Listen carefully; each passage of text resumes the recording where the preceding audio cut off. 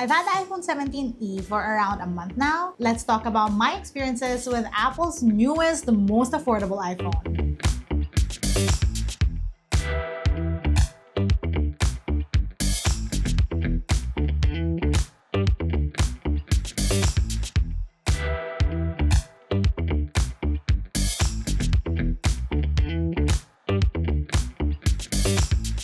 Good morning from Bangkok, Thailand. We're here for an Apple's Creator event, and in this video, we're gonna be shooting with the iPhone 17e. And yes, it's the camera we're shooting with right now. For anything else, though, a quick room tour, and yes, we're shooting with the rear camera 1x of this phone.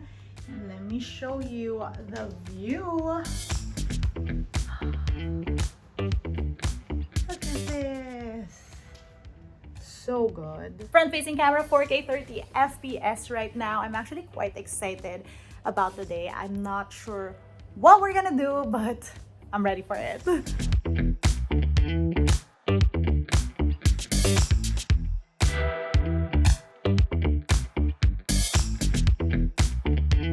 Before my event, which actually isn't really an event, it's a workshop, before heading there, I decided to shoot some portrait samples.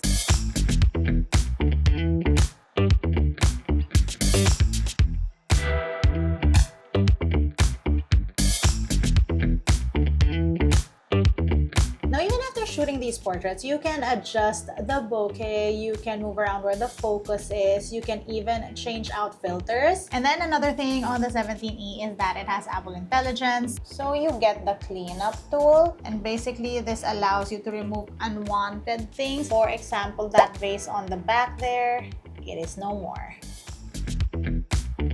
So I did bring this phone at the workshop and I shot everything with this.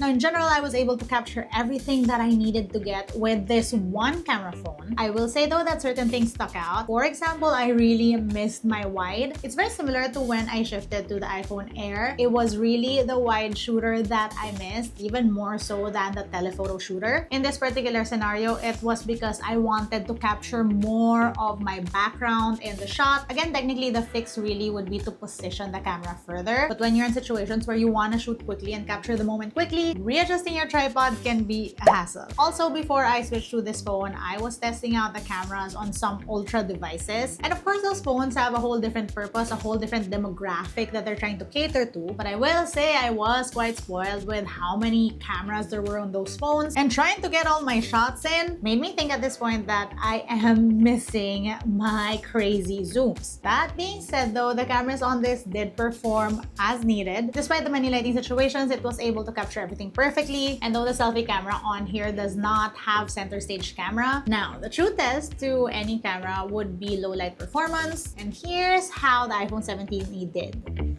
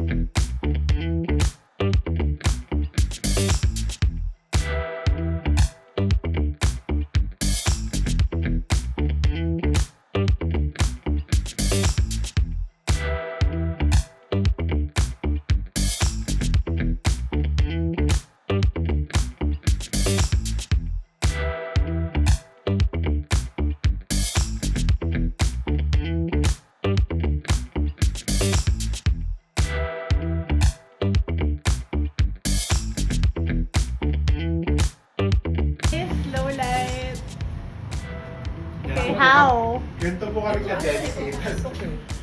Pasok. Oh, oh. Here ata. I pressed the button. Isang mo. Ay, naka-light.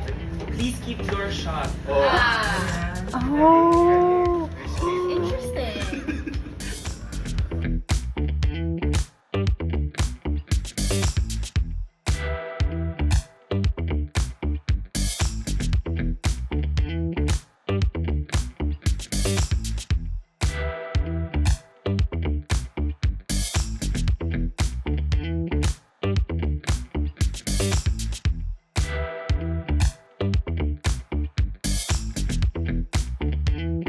One very useful feature on the iPhone 17e would be audio mix. Basically, if you're shooting video with this phone, you can sort of edit the audio to make it sound better. You have the option for wind noise reduction, and then there's audio mix, which allows you to pick out different profiles based on what you shot to make the audio sound better.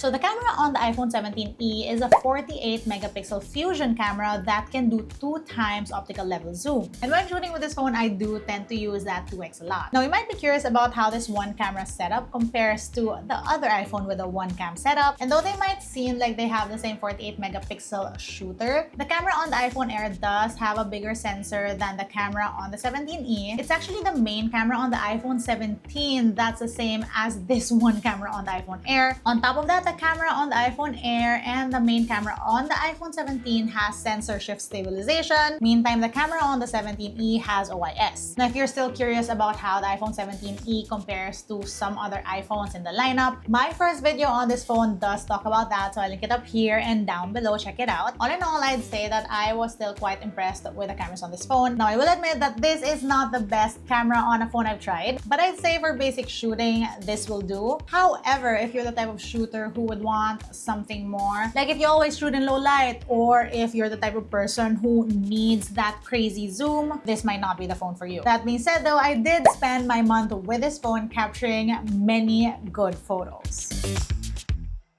So my iPhone 17e is pink, and you guys know I love that. It matches my MacBook Neo in blush. Video on that soon. Now, one great thing I love about Apple products is how they feel consistent throughout the whole lineup. So for example, while this is the cheaper iPhone, feels good in hand, very solid, good weight, doesn't feel cheap, and that premium feel doesn't just equate to how it feels in my hand. It's also a fast and snappy phone. It hasn't lagged. I can multitask on it. iOS on it feels just like iOS on my iPhone Air, for example. I also like that this is a tinier phone, well, relatively, compared to all the other Pros and Maxes in the market right now. And you have almost a flush back except for a tiny indentation on that one camera. So while this back isn't necessarily level, I like how clean this whole thing looks from the back. Now, while the iPhone 17e does get the action button, it does not get the camera control button. And I know I was a hater of the camera control button until I sort of trained myself to use it, and now I just inadvertently hit this on every phone I test out trying to bring up the cameras. A big thing on the iPhone 17e when it launched is the fact that it now supports MagSafe accessories. MagSafe support is just one of those things where if you don't have it, it doesn't really bother you, but once you start using it, it's like such a big hassle when you lose it. So yes, I am absolutely loving MagSafe support. It's just very useful for wireless MagSafe charging, for little accessories that I use when shooting with this iPhone, or even just for cute quirky accessories like this MagSafe wallet. It's nice and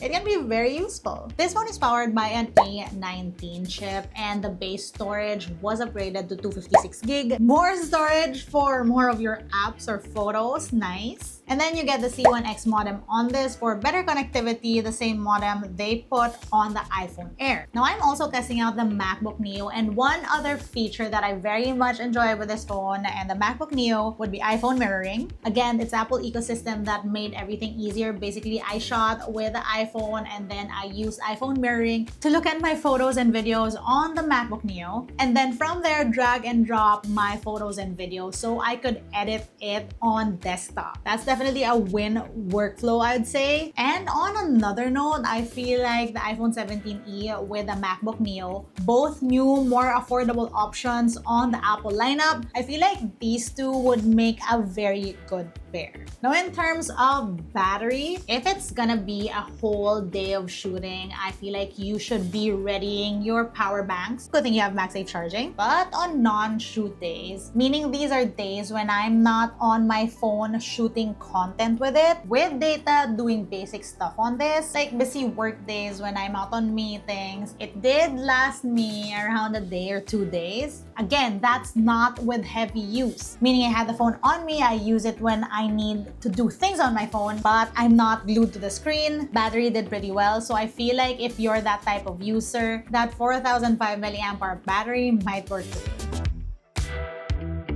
After 1 month with iPhone 17e, what are my final thoughts? The iPhone 17e is a way to get that premium iPhone experience at a way lower entry price point. This more affordable iPhone allows you entry into the whole Apple ecosystem. So from MagSafe to accessories to features like AirDrop or iPhone mirroring, you get with this phone. In terms of shooting, admittedly, you do get less versatile cameras, but that's not saying you're getting a bad camera. In fact, it's quite the opposite. You're actually getting quite a capable one on here. Like as you saw throughout this video, this is capable of shooting good photos and shooting good video. I'd say because you are shooting with just one capable camera though, like with a little extra effort, you can come up with great stuff. All that being said though, I feel like this would be a great phone for someone trying to upgrade from an older iPhone. If you're an iPhone user and you're looking for a second phone, this might be a good option. And I can think of many different types of people who this phone could be for. Like for example, students or those who aren't very camera heavy, those who want a new, cheaper device to get in on that Apple ecosystem goodness. I think if you're one of those people, this is definitely an iPhone you'd enjoy using. Let me know what you guys think. Comment down below who you think the iPhone 17e is for. That's it for today's video. If you want to see how I use my tech on a daily basis, find me online. That's isadoes_ on Instagram, Twitter, and TikTok. Till next time.